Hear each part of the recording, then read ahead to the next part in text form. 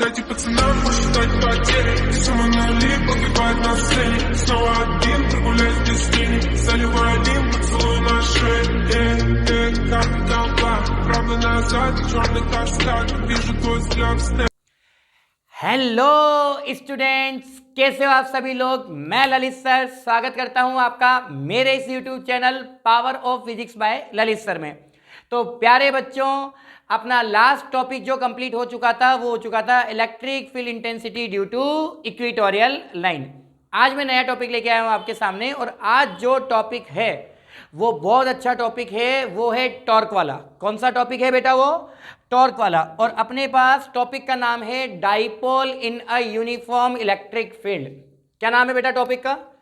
Topic का नाम है अपने पास dipole in a uniform electric field. ठीक है, dipole in a uniform electric field. Uniform electric field में डाइपोल क्या होगा और डाइपोल की वजह से ऐसा क्या होगा जो आपका फॉर्मूला निकलेगा। तो सबसे पहले तो मैं आपको बताता हूं कि जब भी हम किसी यूनिफॉर्म इलेक्ट्रिक फील्ड में डाइपोल को रख देते हैं बेटा, तो डाइपोल का मूवमेंट होने लगता है। ठीक है, तभी तो जाके क्या काम करता है? Dipole movement. और आपको पता है कि जहां डाइपोल मूवमेंट काम करेगा कहीं ना कहीं वहां टॉर्क बनेगा। क्या बनेगा?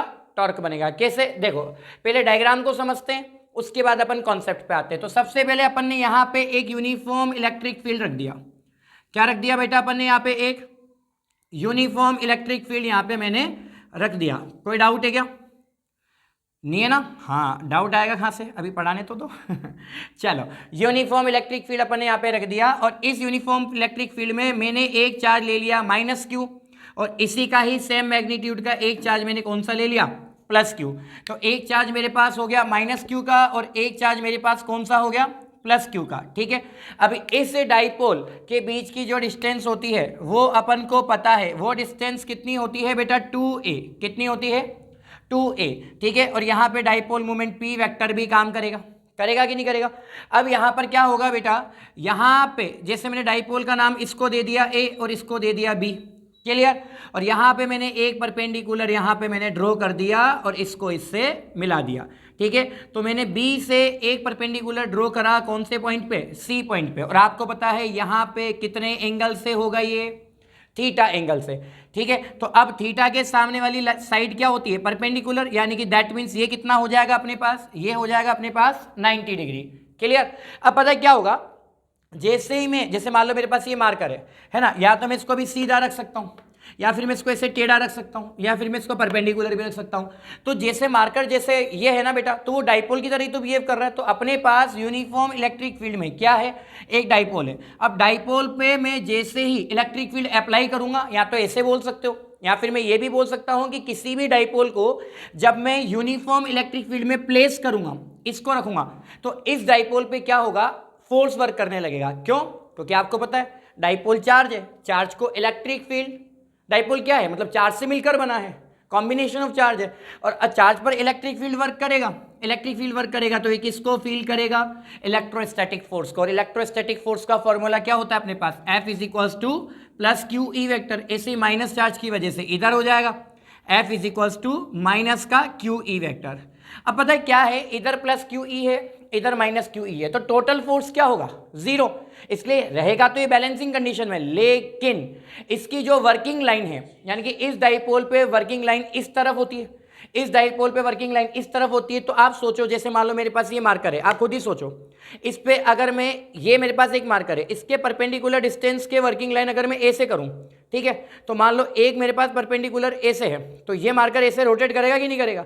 तो किसी भी चीज़ों को समझो, किसी भी अपने पास, सुनना, किसी भी अपने पास परपेंडिकुलर डिस्टेंस के अलोंग जब हम फोर्स लगाते हैं, जैसे ये मार्कर है, इस पे मैंने परपेंडिकुलर फोर्स अप्लाई करा, तो यहाँ पे ये रोटेट करने लगेगा। रोटेट करने लगेगा तो क्या काम करेगा? टॉर्क काम करेगा। तो सिंपल सी बात है, डाइपोल पे भी फोर्स, एक फोर्स उधर काम कर रहा है, ठीक है, और एक फोर्स इधर काम कर रहा है, तो डाइपोल क्या करेगा? इस तरह से घूमने लगेगा, है ना? समझ रहे हो ना? समझ में आ गया? एक बार मार्कर का और एग्जाम्पल देख लो। ये मार्कर है, ठीक है, मैंने यहाँ पे परपेंडिकुलर, मेरी उंगली देखो, ये इसके परपेंडिकुलर काम कर रहा है, तो देखो ए से घूमेगा कि नहीं घूमेगा? है ना? कंटिन्यूअसली अपन ऐसे घुमाएंगे ना इसको, तो परपेंडिकुलर डिस्टेंस एक तो काम कर रही है इस तरफ, एक काम कर रही है इस तरफ, तो दोनों की वर्किंग लाइन अलग अलग है। दैट मीन्स जैसे ही वर्किंग लाइन अलग अलग होगी तो डाइपोल रोटेट करेगा, तो पर्टिकुलर किसी न किसी एंगल से रोटेट करेगा। जब ये रोटेट करेगा तो इस कंडीशन में काम करेगा टॉर्क। क्या काम करेगा? टॉर्क। और हमको क्या कैलकुलेट करना है? टॉर्क ही कैलकुलेट करना है। तो due to dipole in uniform electric field, इसकी वजह से जो जनरेट होगा उसे हम क्या बोलेंगे? टॉर्क बोलेंगे। क्लियर? तो सबसे पहला तो अपन क्या करते हैं, देखो टोटल फोर्स निकालते हैं। तो अपने पास यहां पर अकॉर्डिंग टू डायग्राम अपने पास अपन निकालते हैं टोटल फोर्स। ठीक है, टोटल फोर्स क्या होगा अपने पास? F vector is equals to plus का QE वेक्टर और माइनस का QE वेक्टर, दोनों एक दूसरे को कैंसिल कर देंगे। दैट मीन्स फोर्स अपने पास कितना हो जाएगा? 0। पर बच्चे सोचते सर जब फोर्स 0 है तो फिर तो डाइपोल बैलेंसिंग कंडीशन में रहना चाहिए, रोटेट क्यों कर रहा है? रोटेट करने का रीजन ये है कि जो फोर्स की वर्किंग लाइन है वो सेम डायरेक्शन में नहीं है, एक इधर है तो एक इधर है। अपोजिट डायरेक्शन में वर्किंग लाइन होगी तो डाइपोल को घुमाएगी। ठीक है, तो अपने पास यहां पे वर्किंग लाइन इज डिफरेंट, तो यहां पे वर्किंग लाइन वाला कॉन्सेप्ट अपन लेंगे। जो वर्किंग लाइन ऑफ फोर्स या working line of forces are different, simple सी बात है। That means torque is work on the dipole, torque work करेगा भैया डाइपोल पे। क्लियर? अब अपने पास अगर जनरली अपन टॉर्क कैलकुलेट करें तो टॉर्क क्या होता है बताओ? Force into perpendicular distance. ये अपने पास टॉर्क होता है कि नहीं होता? तो टॉर्क अपने पास होता है force into perpendicular distance. Torque को अपन किससे रिप्रेजेंट करते हैं बेटा? तो से। फोर्स को किससे रिप्रेजेंट करोगे? F से। परपेंडिकुलर डिस्टेंस क्या है यहाँ पे? देखो ये वाली डिस्टेंस परपेंडिकुलर है कि नहीं है? ठीक है, डिस्टेंस का नाम क्या है बेटा? BC। ठीक है, तो BC अपने पास परपेंडिकुलर डिस्टेंस हो गई। अब मुझे BC की वैल्यू निकालनी पड़ेगी ट्रिग्नोमेट्री कॉन्सेप्ट से, तो ट्रिग्नोमेट्री रेशो निकाल लो। तो अपने पास to calculate the value of BC, to calculate the value of BC। अब BC की वैल्यू कैलकुलेट करने के लिए मैं यहाँ पे कॉन्सेप्ट लूंगा साइन थीटा। साइन थीटा क्या होता है बेटा? Perpendicular upon hypotenuse. परपेंडिकुलर क्या होगा मेरे पास? BC। हाइपोटेनियस क्या है? ये वाला AB, और AB की वैल्यू क्या है? 2A। ठीक है, तो हाइपोटेनियस हो गया अपने पास AB, तो इधर हो गया BC अपॉन 2A। BC की वैल्यू निकालनी है, 2A को क्रॉस मल्टीप्लाई कर देंगे किससे? साइन थीटा से। तो BC इज इक्वल्स टू क्या हो जाएगा बेटा अपने पास? 2A sine theta. क्या हो जाएगा? 2A sine theta. Equation number second. फिर अपन क्या करेंगे? इक्वेशन नंबर फर्स्ट और सेकंड को कंपेयर करेंगे। कंपेयर क्या मतलब? फर्स्ट और सेकंड को देखेंगे तो दोनों की वैल्यूज यहाँ पे, दैट मीन्स BC की वैल्यू यहाँ पुट कर दो। तो from equation first and second, जब इक्वेशन फर्स्ट और सेकंड को आप देखोगे तो the value of BC put in the equation first, तो क्या हो जाएगा? Tau is equals to F into BC की वैल्यू कितनी है? 2A sine theta. F की वैल्यू क्या होती है? Electrostatic force QE। तो अपने पास क्या बन गया? QE इधर क्या हो गया? 2A sine theta. और आपको पता है Q इंटू 2A, ये आपके पास क्या होता है? Dipole moment. क्या होता है प्यारे बच्चों? Dipole moment. किससे रिप्रेजेंट करते हैं बताओ? P वेक्टर से। तो अपने पास क्या हो जाएगा? टो इज इक्वल्स टू, ठीक है, dipole moment Q into 2A हो गया P, इधर बचा E और इधर आ गया साइन थीटा। तो अपने पास टॉर्क का फॉर्मूला क्या हो गया? Tau is equals to PE sine theta. बोलो कोई डाउट है क्या? और अगर मैं इसको किस फॉर्म में लिखना चाहता हूं बताओ? इन वेक्टर फॉर्म। अगर मैं इसको वेक्टर फॉर्म में लिखना चाहता हूं तो मेरे पास साइन थीटा वाले को हटा दो, और आपको पता है साइन थीटा वाला कॉन्सेप्ट हटाएंगे तो दो क्वांटिटीज के बीच में क्या आ जाएगा? क्रॉस। तो टो के ऊपर तो आ गया वेक्टर, साइन थीटा को रिमूव करेंगे, P और E के बीच में अपने पास क्या आ जाएगा बेटा? क्रॉस आ जाएगा। ठीक है, क्रॉस का मतलब ये वेक्टर फॉर्म में आ चुका है। तो साइन थीटा के लिए क्रॉस होता है और कॉस थीटा के लिए डॉट होता है। अच्छा, इसके स्पेशल केसेस भी होते हैं। क्या होता है बेटा?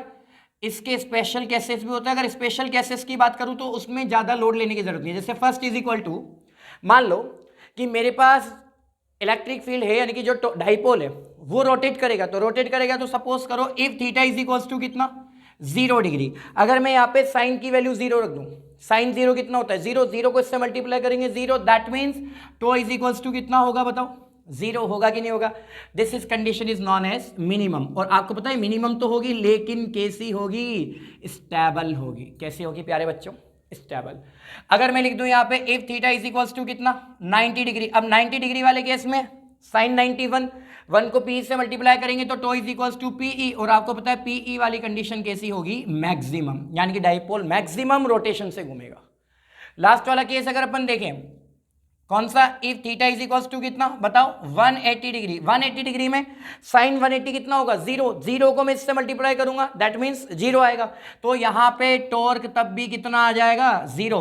आप बोलोगे सर जीरो तो पहले भी आ गया, जीरो तो ये भी आ गया, तो मिनिमम तो ये भी होगा, बट वो स्टेबल होता है, और डाइपोल जब रोटेट होके दोबारा 180 पे आ जाता है तो यही डाइपोल आगे क्या हो जाता है, अनस्टेबल इक्विलिब्रियम कंडीशन में हो जाता है। किस में हो जाता है बेटाओं, अनस्टेबल इक्विलिब्रियम कंडीशन में हो जाता है। तो बेटा अपना जो ये वीडियो है ना, ये आज था कौन से टॉपिक के लिए, कि अपने पास जब डाइपोल को यूनिफॉर्म इलेक्ट्रिक फील्ड में रखते हैं तो उस कंडीशन में जो टॉर्क काम करेगा उसकी वैल्यू क्या होगी, तो उसकी वैल्यू होती है पीई साइन थीटा। उसके स्पेशल केसेस भी अपन ने डिस्कस कर लिए।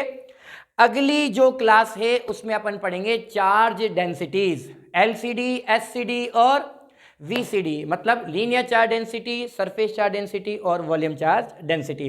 क्यों पढ़ेंगे, क्योंकि इसका सबसे ज़्यादा यूज आएगा कहाँ पे, कंटिन्यूअस चार्ज डिस्ट्रीब्यूशन के अंदर और गाउस लॉ के अंदर। ठीक है, गाउस अंकल आने वाले हैं 2 वीडियो के अंदर, सोच लो।